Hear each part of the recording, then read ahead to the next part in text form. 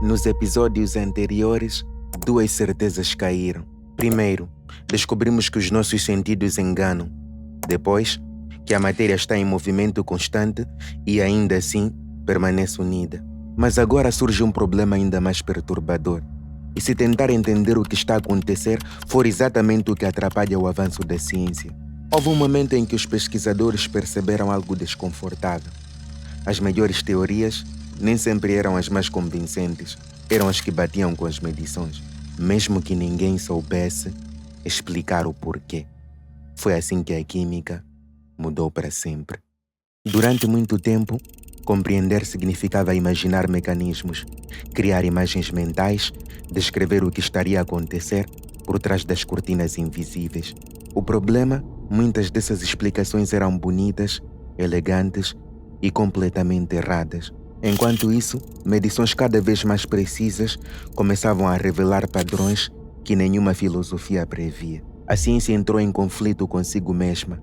De um lado, o desejo humano de entender. Do outro, números frios que insistiam em contrariar a intuição. Alguém teria que ceder. Durante muito tempo, a ciência acreditou que compreender era revelar a natureza íntima das coisas. Se o metal enferrujava, era porque possuía uma essência que o inclinava à corrupção. Se algo queimava, havia um princípio interno responsável pela combustão. Se substâncias reagiam, imaginava-se afinidades quase morais entre elas. Era um mundo de explicações que soavam satisfatórias, elegantes, completas. O problema é que elas não sobreviviam quando colocadas à prova. À medida que os experimentos ficavam mais precisos, surgia uma dificuldade desconfortável. Diferentes teorias, histórias diferentes sobre a matéria, produziam os mesmos resultados práticos. Tu podias explicar um fenômeno por princípios vitais, por elementos clássicos, por fluidos invisíveis, e ainda assim, a balança mostrava o mesmo número. Isso era perturbador. Se narrativas opostas funcionavam igualmente bem, então talvez a função da ciência não fosse contar mais a melhor história, mas registar o que não variava. A repetição começou a vencer a explicação. Laboratórios passaram a revelar algo novo. Certas proporções apareciam de novo e de novo. Não importava quem realizava o experimento, não importava a justificativa filosófica adotada. Os números insistiam em voltar. E quanto mais esses padrões se acumulavam, mais difícil ficava sustentar descrições baseadas apenas em naturezas e qualidades. A química começava a perceber que podia operar mesmo sem saber o que a matéria era. Bastava saber quanto. Essa mudança foi silenciosa, mas profunda, porque no momento em que o valor medido passa a decidir o que é confiável, a autoridade deixa de estar na interpretação do cientista. Ela passa a estar no instrumento, e isso cria um desconforto quase existencial. O pesquisador deixa de ser alguém que revela a verdade do mundo para se tornar alguém que compara resultados, calibra aparelhos, repete procedimentos. Menos filósofo, mais operador. Para muitos, isso parecia um empobrecimento da ciência, mas, ao mesmo tempo, era a única forma de sair do impasse das explicações que nunca se resolvia. A pergunta começava a mudar. Em vez de o que é a matéria, passava a ser o que ela faz, sempre, sob as mesmas condições. Essa foi a fissura que abriu o caminho para tudo o que viria depois. No começo do século XVIII, a ciência já não podia mais ignorar um fenômeno estranho. Certos padrões nas reações químicas se repetiam exaustivamente, como se fossem leis da natureza, imutáveis e universais. Proust, um químico francês, foi um dos primeiros a desafiar as ideias flexíveis e qualitativas da química da época. Ele apresentou a lei das proporções definidas. Toda substância química é composta por elementos em proporções fixas, constantes e imutáveis. Não importava onde ou quando tu encontrasses um composto, a substância de seus elementos sempre seria a mesma. Essa descoberta não era apenas uma curiosidade, era um sinal claro de que o mundo químico obedece a regras rígidas, mensuráveis e que a ciência deveria buscar essas regras, não histórias confortáveis. Mas a resistência era grande. Para muitos, A química ainda era uma ciência cheia de mistérios que não se encaixavam em números frios. Em meio a essa controvérsia, Lavoisier também ganhou um destaque. Ele não inventou a balança, mas elevou a medição a um novo patamar.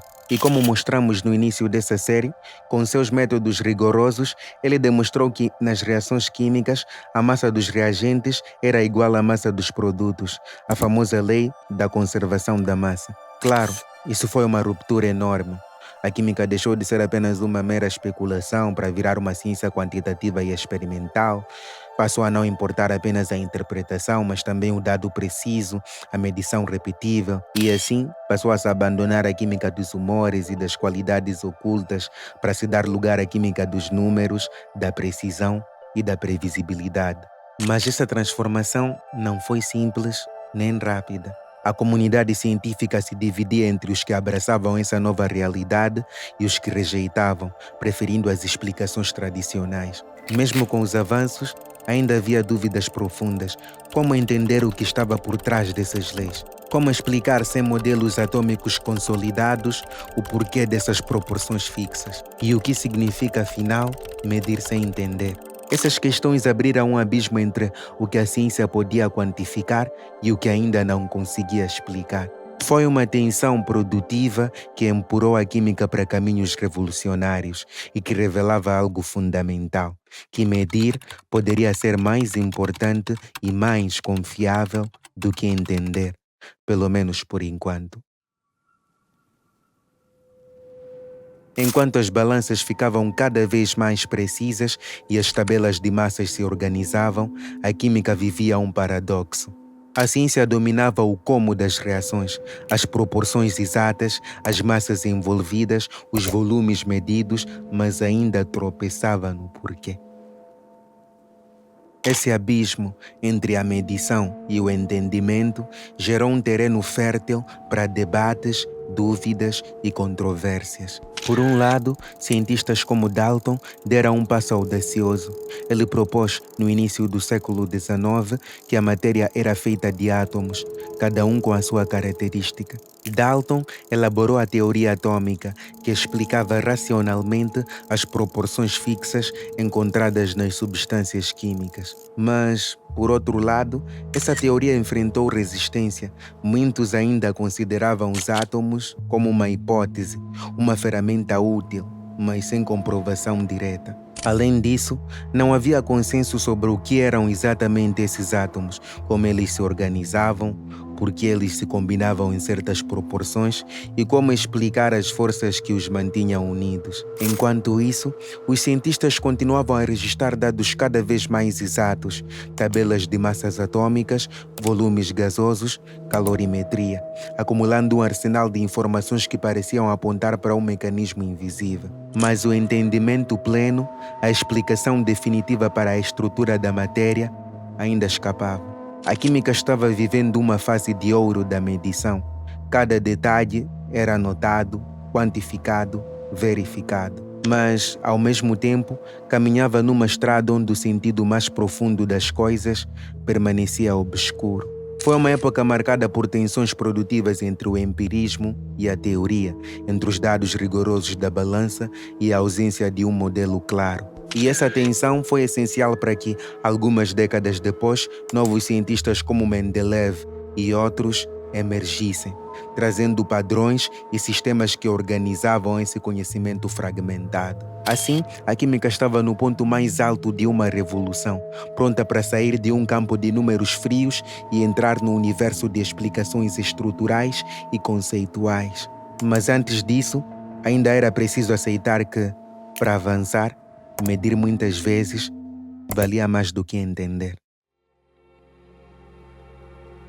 Com os dados acumulados, a química ganhou uma ferramenta poderosa, a tabela periódica.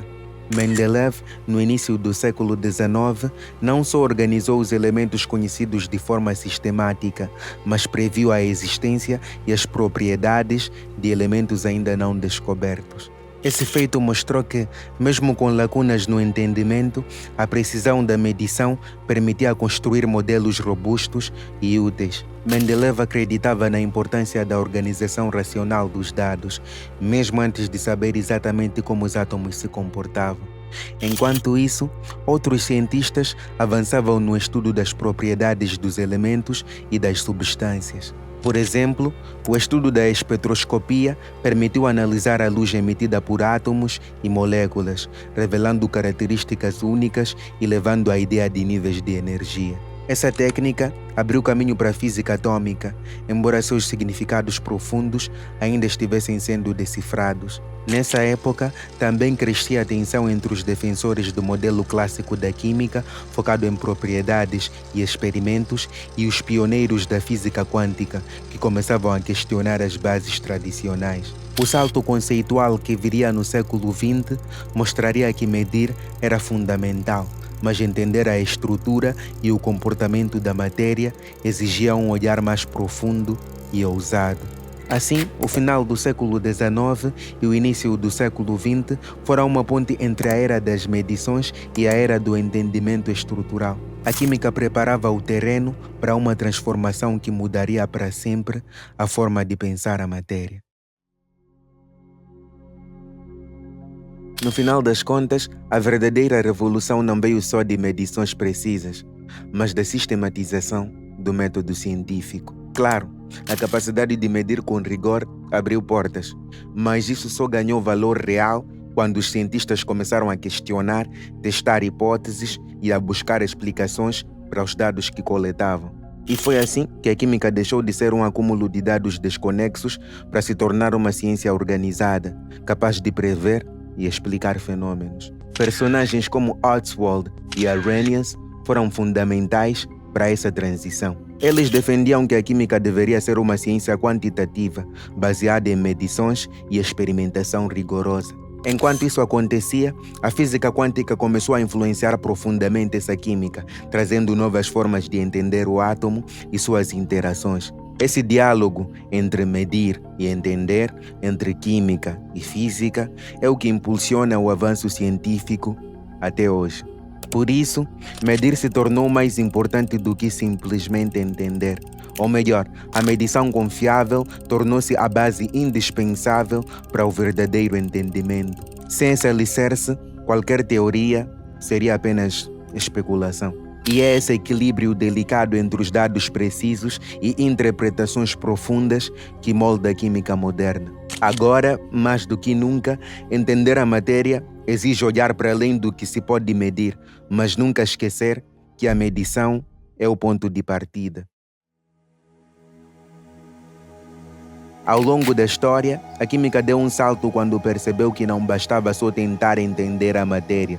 Era preciso medir, quantificar e repetir. Foi assim que a ciência ganhou uma nova dimensão. Com instrumentos e métodos precisos, ela passou a revelar detalhes antes inimagináveis, abrindo portas para descobertas que mudaram tudo. Medir se tornou mais do que uma técnica.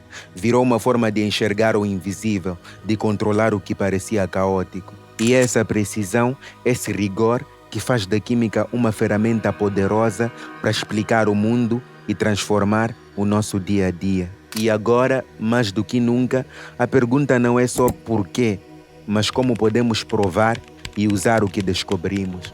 Essa é a próxima fronteira da ciência e estamos só começando nessa jornada.